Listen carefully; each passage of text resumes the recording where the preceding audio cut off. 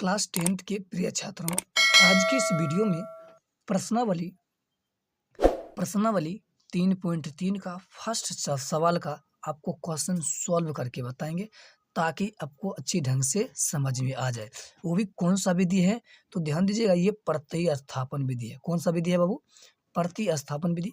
और इसको आराम से बताएंगे ताकि आपको अच्छी ढंग से समझ में आ जाए। तो ध्यान दीजिएगा, ये प्रतिस्थापन विधि से इसको सॉल्व करेंगे। तो ये 3.3 का फर्स्ट सवाल है। तो ध्यान दीजिएगा, जो ऊपर वाला है तो इसको हम समीकरण क्या मान लेंगे बाबू? फर्स्ट। इसको मान लेंगे समीकरण 2। क्लियर है? अब इसमें चलेंगे फर्स्ट समीकरण लिखेंगे। समीकरण 1 से, ये समीकरण 1 में क्लियर है तो यहां पर लिखेंगे x प्लस वाई बराबर 14। तो यहां पर लिखेंगे x बराबर 14। ये प्लस में है तो बराबर के उस साइड जाएगा तो माइनस में हो जाएगा y। क्लियर है? इसको समीकरण 3 मान लेंगे। तो ध्यान दीजिएगा, 1 2 3, 3 मान लिए। अब लिखेंगे कि क्या बाबू? समीकरण लिखेंगे, समीकरण 2 में x का मान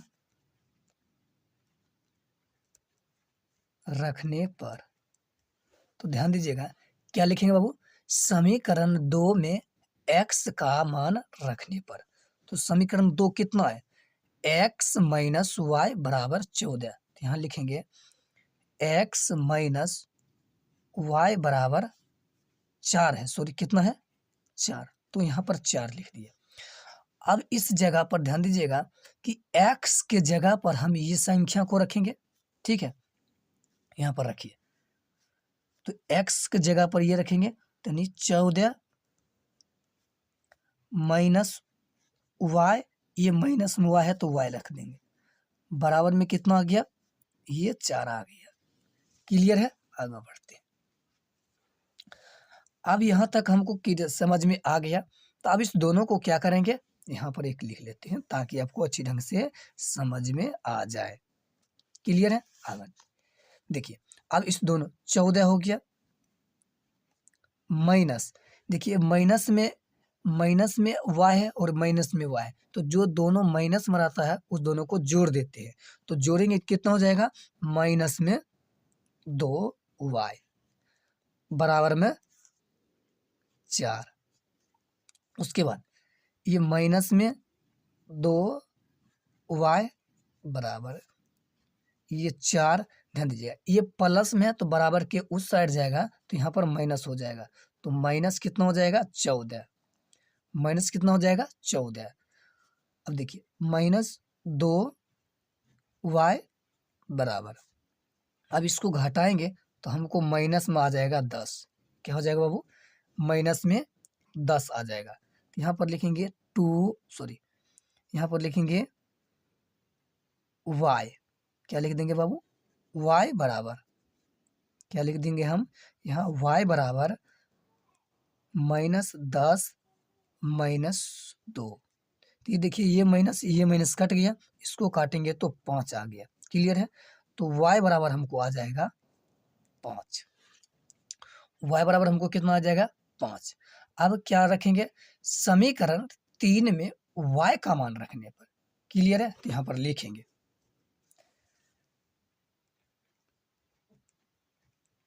समीकरण 3 में y का मान